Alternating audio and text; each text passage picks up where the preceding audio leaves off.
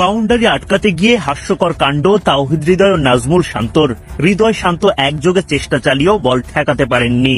ওদিকে চিরায়ত হাস্যরস সৃষ্টি করা রান আউট হওয়া বজায় রাখেন পাকিস্তানিরা, যদিও তাতে তেমন কোনো ক্ষতি হল না তাদের। ফারহান, হারিস, নওয়াজরা ঝড় বইয়ে দিলেন টাইগার বোলারদের ওপর, আর তাতেই রান পাহাড়ের নিচে চাপা পড়লেন লিটনরা।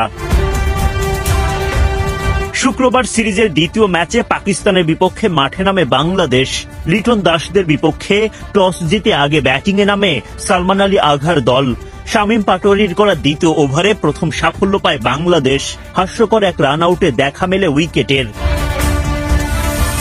দৌড়ে 2 রান নেওয়া ভালোভাবে সম্পন্ন করেন পাকিস্তানের 2 ওপেনার ফারহান ও সাইম আইয়ুব। তৃতীয় রান নেওয়ার চেষ্টা করতে যান আইয়ুব, যদিও পার্টনারের সাড়া না পেয়ে ফিরে যাওয়ার চেষ্টা করেন, তবে পড়ে যান উইকেটের মাঝেই। ততক্ষণে তাওহিদ হৃদয়ের থ্রোতে লিটন দাস ভেঙে দেন স্টাম্প। উইকেট তুলে উল্লাস শুরু বাংলাদেশ শিবিরে। সাইম আইয়ুবের বিদায়ের পর উইকেটে আসেন মোহাম্মদ হারিস। তিনি জুটি গড়ে তোলেন ফারহানের সঙ্গে। তাদের দাপুটে ব্যাটিংয়ে রান ওঠে ঝড়ের বেগে। পাওয়ার প্লের 6 ওভারে 1 উইকেট হারিয়ে 67 রান তোলে পাকিস্তান। আর কোনো উইকেট না হারিয়েই 10 ওভার শেষে 107 রান করে পাকিস্তান।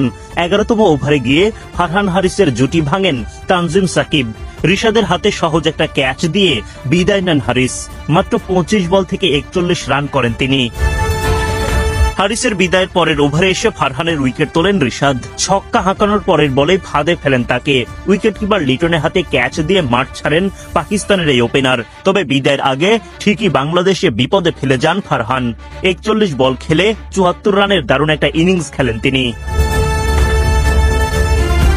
12 বলে 19 রান করা সালমানের উইকেট শিকার করেন হাসান মাহমুদ।